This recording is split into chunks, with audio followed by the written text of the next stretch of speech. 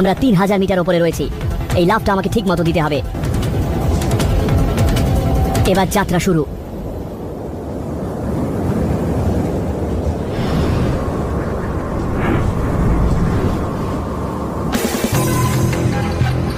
আমার গতিবেগ এখন ঘন্টায় 200 কিলোমিটার। আমি দ্বীপের কাছাকাছি একটা নিরাপদ জায়গা খুঁজছি নামার জন্য।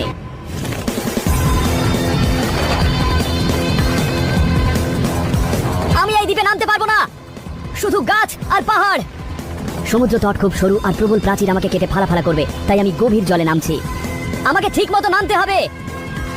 নিচে খালি সমুদ্র বলে দূরত্ব বুঝতে অসুবিধে হচ্ছে। নামার জন্য তৈরি। পুরোটাই ভেসে যেতে হবে। আমরা 3000 মিটার উপরে রয়েছি। এই লাফটা আমাকে ঠিক মতো দিতে হবে। এবার যাত্রা শুরু।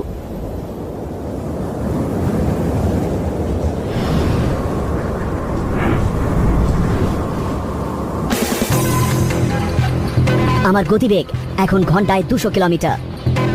আমি দ্বীপের কাছাকাছি একটা নিরাপদ জায়গা খুঁজছি নামার জন্য।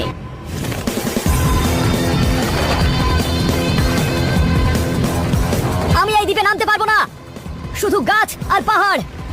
সমুদ্র তট খুব সরু আর প্রবল প্রাচীর আমাকে কেটে ফালা করবে, তাই আমি গভীর জলে নামছি। আমাকে ঠিক মতো নামতে হবে। নিচে খালি সমুদ্র বলে দূরত্ব বুঝতে অসুবিধে হচ্ছে।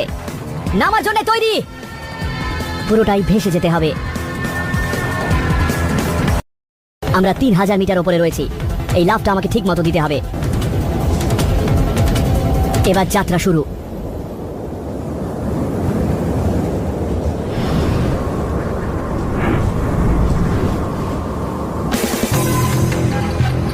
আমার গতিবেগ এখন ঘন্টায় 200 কিলোমিটার। আমি দ্বীপের কাছাকাছি একটা নিরাপদ জায়গা খুঁজছি নামার জন্য।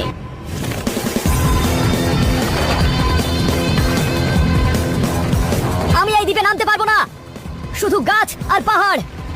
সমুদ্র তট খুব সরু আর প্রবল প্রাচীর আমাকে কেটে ফালা করবে, তাই আমি গভীর জলে নামছি। আমাকে ঠিক মতো নামতে হবে। নিচে খালি সমুদ্র বলে দূরত্ব বুঝতে অসুবিধে হচ্ছে। নামার জন্য তৈরি। পুরোটাই ভেসে যেতে হবে।